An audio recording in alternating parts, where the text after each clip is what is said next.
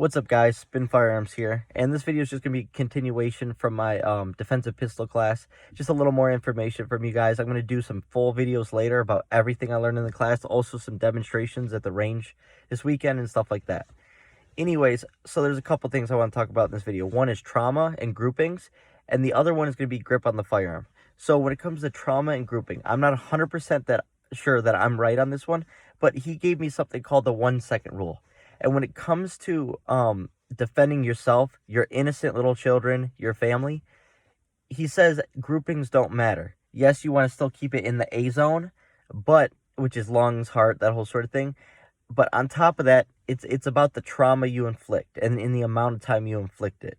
Now, I know that sounds graphic, but we're talking about saving our own lives here on defense. We are not the ones going out committing crimes and hurting people. We are simply doing this to defend ourselves. But anyways, it's like the 1 second rule. Basically, what that means is you have to get your shots within 1 second before a new... I forgot the way he explained it. So basically, if you get hit, you need to inflict more shots within that second, and then it multiplies the amount of trauma. Whereas if you get hit, and then a second pass, and then they get hit again, it's not going to be as traumatic, whereas it's going to have much more stopping power if you keep those shots within 1 second apart of each other. And I know that sounds easy and stuff like that because we're all fast shooters, but in self-defense encounters, when you're fighting for your life, that's a different story. But he said you want to aim for getting those shots within a second apart. And for that, and also you don't want to keep hitting the same area. You want to spread it out. He said spread the love. And what he means by that, because that will help with stopping that person from hurting you and attacking them. And then some states, like the state I live in, you do have to render aid. So when you are in a self-defense encounter, you're not in a self-defense encounter to end their life because you can't, you still need to attempt to help these people. So keep that in mind. Know the laws in your state. In my state, I have to render aid. And that doesn't mean go put a tourniquet and save his life, even though I would if I had the opportunity. It means, in some cases, call the police. Just let them know what's going on. Let them know there's a self-defense encounter and that you need an ambulance here right away. You don't want the person to just die out if they can be saved, obviously, because that's not what we're in this for. Second thing, this was one of the biggest things I took away from this. A lot of videos that you see when they're talking about proper form when you're shooting, like how you should have your hands on the firearm and stuff like that, which he said there's all sorts of ways you can hold the firearm. None are necessarily wrong. Now, but the way he said to me, so when we were shooting, we just had a open circle in the target. So it was a little different. This class was created to cause a little chaos. You have other people shooting rounds at different times than you. You have them holding their fingers up, and you have to tell them how many fingers the instructors are holding up. They make an environment of chaos where you have to check your surroundings.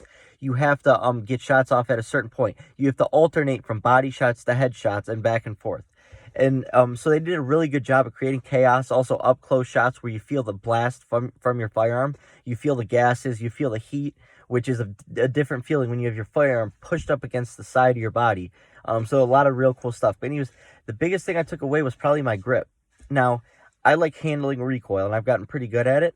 But what I realized is, so with your offhand, that's going to be your hand that's completely, you want it, wrapped around with a lot of strength. That's what's going to control your recoil.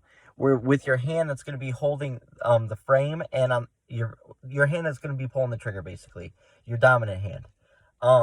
You only want to squeeze with the front.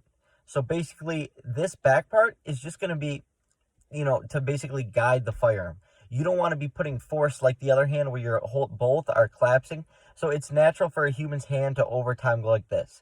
So when you're holding a firearm, you're going to want to grip it really hard. But with your thumb, you shouldn't be gripping and putting force on it. You should just be letting it sit there and sort of hold the firearm in place. Whereas the front part of the grip, you want to be holding hard. And then with your offhand, that's where you really are going to get that recoil management and support. So your right hand does not have to be holding the firearm super hard. And I know that sounds weird, but another thing I learned from them is sometimes the best grip for you is not what feels the best. Sometimes the best grip for you might feel awkward at first and you have to work on it for months, but you shoot the best with it. So it's about getting uncomfortable and really learning what works best for you and trying different things. And then learning that sweet spot on your firearm that you are going to go every time you reach for it in the holster, you are going to feel that sweet spot. For instance, on my firearm, I have Handle Edge Series grip, so I can feel the double H.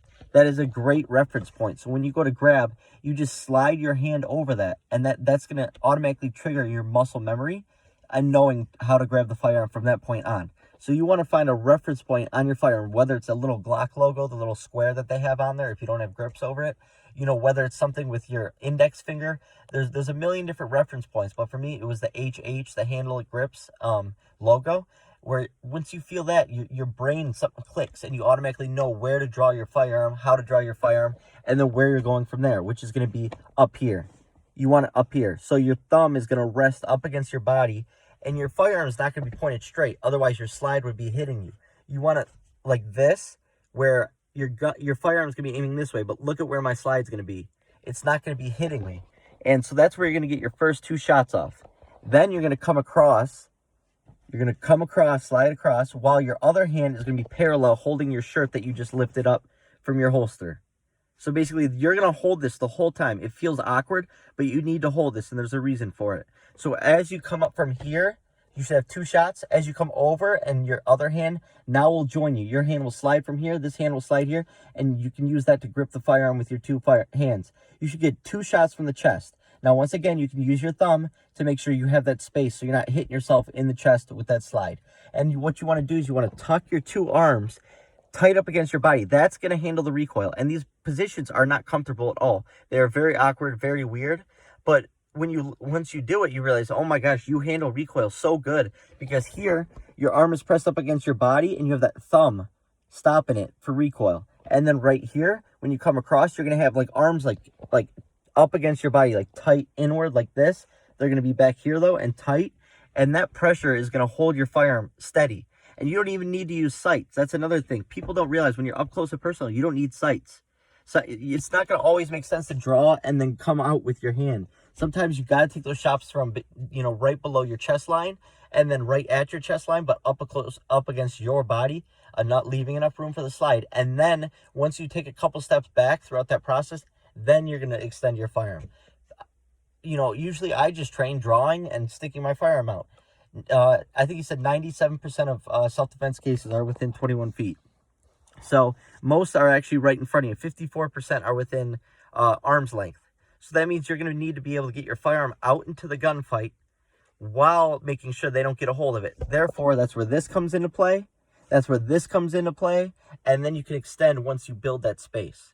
But those are just a couple lessons. I got a lot more for you. That was just a small portion of the class, and really working on fundamentals. So stay tuned. I promise I got a lot of good stuff coming for you. Thanks for watching.